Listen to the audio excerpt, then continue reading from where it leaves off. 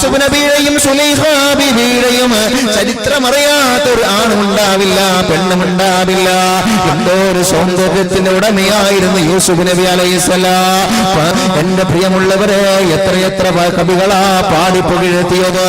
ആ യൂസുഫ് നബി അലൈഹിസ്സലാത്തു വസ്സലാം ഉണ്ടല്ലോ, ഒരു ദിവസം യൂസുഫിന്റെ സൗന്ദര്യത്തിൽ മയങ്ങിപ്പോയിട്ട് സുലൈഖാ ബീവി റളിയല്ലാഹു അൻഹാ യൂസുഫ് നബി അലൈഹിസ്സലാത്തു വസ്സലാമിനെ ഹറാമിലേക്ക് ക്ഷണിച്ചപ്പോ, യൂസുഫ് നബി അലൈഹിസ്സലാത്തു വസ്സലാമിനെ ഹറാമിലേക്ക് ക്ഷണിച്ചപ്പോ യൂസുഫ് നബി അലൈഹിസ്സലാത്തു വസ്സലാം പറഞ്ഞതെന്താ? ഇന്നി അഖാഫുല്ലാഹ്, എനിക്കെന്റെ റബ്ബിനെ പേടിയാണ് സുലൈഖ, എനിക്കെന്റെ റബ്ബിനെ പേടിയാണ് സുലൈഖ, ഞാൻ എന്റെ റബ്ബിനെ സ്നേഹിക്കുന്നുണ്ട് സുലൈഖ, അതുകൊണ്ട് എന്നെ നീ വെറുതെ വിടണമേ എന്ന് പറഞ്ഞു പോയെങ്കിലോ. എന്റെ പ്രിയമുള്ളവരെ, ചിന്തിക്ക്, അള്ളാഹുവിനെ ഭയന്നുകൊണ്ട് ജീവിച്ചാൽ, അള്ളാഹുവിനെ ഓർത്തുകൊണ്ട് ജീവിച്ചാൽ, ആര് കണ്ടില്ലെങ്കിൽ റബ്ബ് കാണുന്നുണ്ടുള്ള എന്ന ബോധത്തോടു കൂടി ജീവിച്ചാൽ നമ്മൾ ഹറാമിലേക്ക് പോകില്ല. അള്ളാഹു പറഞ്ഞ കൽപ്പനകൾ അനുസരിച്ച് മുന്നോട്ട് പോയാൽ ഈ വിശുദ്ധമായ ഇസ്ലാമിന്റെ ദീന് നമ്മളിലേക്ക് തരാൻ വേണ്ടി, നമ്മുടെ കൈകളിലേക്ക് വിശുദ്ധമായ ദീന് തരാൻ വേണ്ടി അള്ളാന്റെ പ്രവാചകൻ നബി മുഹമ്മദ് മുസ്തഫ സല്ലല്ലാഹു അലൈഹി വസല്ലമ തങ്ങൾ സഹിച്ച ത്യാഗങ്ങൾ മറക്കാൻ കഴിയില്ല, സഹാബത്ത് സഹിച്ച ത്യാഗങ്ങൾ മറക്കാൻ കഴിയില്ല. എന്റെ പ്രിയമുള്ളവരെ, അറിയുമല്ലോ, ബഹുമാനപ്പെട്ട സയ്യിദുനാ ബിലാൽ പരിശുദ്ധ ദീനിനായി ത്യാഗമേറെ സഹിച്ചുള്ള മുത്തായ തങ്ങളെ മദീനായി നിലകൊണ്ട അല്ലാഹു അഹദെന്ന് ധീരമായി പറഞ്ഞുള്ള അഗ്നി പരീക്ഷണ ഗോദയിലൊന്നും നിലകൊണ്ട സുബ്ഹാനല്ലാഹ്, ബഹുമാനപ്പെട്ട ബിലാൽ റളിയല്ലാഹു അൻഹു ഉണ്ടല്ലോ. എന്റെ പ്രിയമുള്ളവരെ, അള്ളാഹുവിനെ വിശ്വസിച്ചു പോയതിന്റെ പേരില്, അള്ളാഹുവിന്റെ പ്രവാചകനെ വിശ്വസിച്ചു പോയതിന്റെ പേരില്, എന്റെ പ്രിയമുള്ളവരെ, തന്റെ യജമാനാണ് ഉമയ്യത്ത് പോലെ ഒരു മനസാക്ഷിയും കാണിക്കാതെ, ഒരു മനസാക്ഷിയും കാണിക്കാതെ, എന്റെ പ്രിയമുള്ളവരെ, ചുട്ടുപഴുത്ത കല്ല് പോലും ദേഹത്ത് വെച്ച് കെട്ടുമ്പോ, ചുട്ടുപഴുത്ത കല്ല് പോലും ദേഹത്ത് വെച്ച് കെട്ടുമ്പോ ബിലാൽ മുഅദ്ദിൻ റളിയല്ലാഹു അൻഹു പറഞ്ഞു പോയതെന്താ? അശ്ഹദു അല്ലാ ഇലാഹ ഇല്ലല്ലാഹ് വഅശ്ഹദു അന്ന മുഹമ്മദർ റസൂലുള്ളാഹ്. എന്റെ പ്രിയമുള്ളവരെ, ബിലാൽ റളിയല്ലാഹു അൻഹു പൊട്ടിക്കരഞ്ഞുകൊണ്ട് ഷഹാദത്ത് വരുമ്പോ അള്ളാന്റെ പ്രവാചകൻ സല്ലല്ലാഹു അലൈഹി വസല്ലമ തങ്ങൾ ചാരത്തേക്ക് കടന്നു ചെല്ലുകയാണ്. എന്നിട്ട് ബിലാൽ മുഅദ്ദിൻ റളിയല്ലാഹു അൻഹുവിനോട് ചോദിക്കുന്നു, യാ ബിലാൽ, എന്റെ ബിലാലെ സഹിക്കാൻ പറ്റുന്നില്ലേ?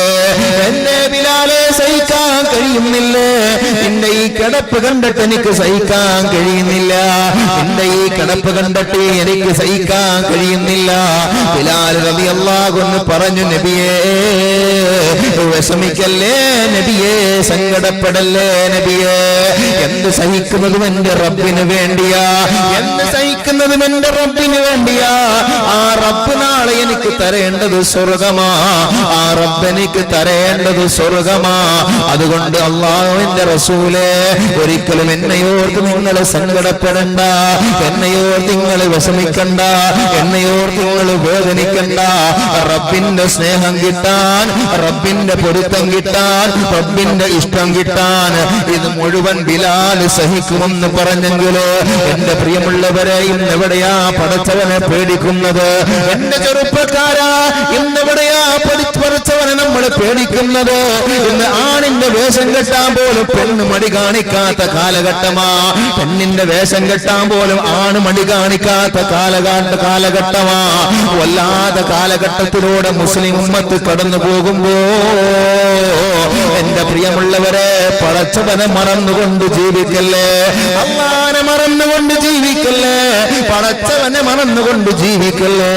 എന്റെ പ്രിയമുള്ളവരെ, ഒരുപാട് ദൂരത്തും ആർഭാടവും നമ്മളിലേക്ക് കടന്നു വന്നപ്പോഴാ, ഒരുപാട് ദൂരത്തും ആർഭാട് നമ്മളിലേക്ക് കടന്നു വന്നപ്പോഴാ 2 വർഷത്തോളം പടച്ചവന്റെ പള്ളി പോലും അടച്ചിടേണ്ട അവസ്ഥ നമുക്കുണ്ടായിരുന്നു.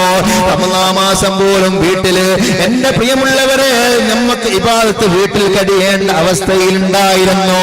നമുക്ക് മതപ്രഭാഷണങ്ങളില്ലായിരുന്നു, നബിദിനങ്ങളില്ലായിരുന്നു, നമ്മുടെ കുഞ്ഞുമക്കളുടെ കലാവിരുന്നുകളില്ലായിരുന്നു. നമ്മൾ അന്നോർത്ത് വല്ലാതെ നമ്മൾ സങ്കടപ്പെട്ടിട്ടുണ്ട്, വല്ലാതെ നമ്മൾ പ്രയാസപ്പെട്ടിട്ടുണ്ട്, വല്ലാതെ പടച്ചവനോട് പൊട്ടിക്കരഞ്ഞ് ദുആ ചെയ്തിട്ടുണ്ട്. അല്ലാഹ് പടച്ചവനെ, ഈ കൊറോണ എന്ന് പറയുന്ന മഹാമാരിയെ തൊട്ട് ഞങ്ങളെ കാക്കണേ അല്ലാഹ് എന്ന് പൊട്ടിക്കരഞ്ഞുകൊണ്ട് ദുആ ചെയ്യാത്തൊരു ഉമ്മമാരുണ്ടാവില്ല, ഒരു ഉപ്പമാരുണ്ടാവില്ല, ഒരു ചെറുപ്പക്കാരനും ഉണ്ടാവില്ല. അത്രത്തോളം നമ്മൾ അനുഭവിച്ചു പോയിട്ടുണ്ട്. എന്റെ പ്രിയമുള്ളവരെ, സർക്കാർ തരുന്ന കിറ്റിന് വേണ്ടി ക്യൂ നിന്നവരുണ്ട്.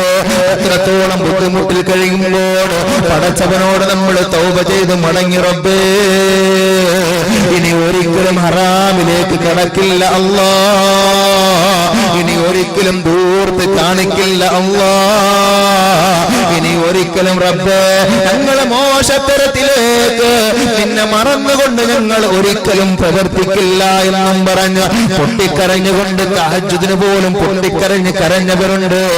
പക്ഷേ എന്റെ പ്രിയമുള്ളവരെ, കോവിഡങ്ങ് കഴിഞ്ഞു പോയപ്പോ അല്ലാഹുവിന്റെ പള്ളികളൊന്ന് തുറക്കപ്പെട്ടപ്പോ, ജനങ്ങളെല്ലാം ഒരുമിച്ച് കൂടാൻ അവസരം കിട്ടിയപ്പോ വീണ്ടും നമ്മുടെ കോലം വല്ലാതെ നാശത്തിലേക്കാ. അല്ലാഹു കാക്കട്ടെ, നമ്മുടെ കോലം വല്ലാതെ നാശത്തിലേക്കാ. എന്റെ പ്രിയമുള്ള സഹോദരങ്ങളെ, ചിന്തിച്ചു നോക്ക്. ആണിന്റെ കോലം കെട്ടുന്ന പെണ്ണ് ഇല്ലേ, ആണിന്റെ കോലം കെട്ടുന്ന പെണ്ണ്, അത് ഏറ്റവും കൂടുതൽ നമ്മുടെ മുസ്ലിം സമുദായത്തിലാ. ഖേദകരം. അല്ലാഹു കാത്തുരക്ഷിക്കട്ടെ, അല്ലാഹു കാത്തുരക്ഷിക്കട്ടെ. അല്ലാഹു നമുക്ക് തന്നിരിക്കുന്ന മക്കളെ അല്ലാഹു സ്വാലിഹീങ്ങളും സ്വാലിഹത്തുമാക്കി അനുഗ്രഹിക്കുമാറാകട്ടെ. എന്റെ പ്രിയമുള്ളവരെ, മക്കളുടെ വിഷയത്തിൽ മനസ്സ് വേദനിക്കേണ്ട ഒരു അവസ്ഥ ഉണ്ടാവരുത്. മക്കളുടെ വിഷയത്തിൽ മനസ്സ് വേദനിക്കേണ്ട ഒരു അവസ്ഥ ഉണ്ടാവരുത്. നാളെ പരലോകത്ത് ഒരു വിഭാഗം മാതാപിതാക്കളുടെ ആ മാതാവിനെ അള്ളാഹുവിനോട് മകൻ പറയും, അത്ര മകള് പറയും, റബ്ബേ എന്റെ ഉപ്പയെ എന്റെ ഉമ്മയെ ഈ ചെമ്പിന്റെ തറയില്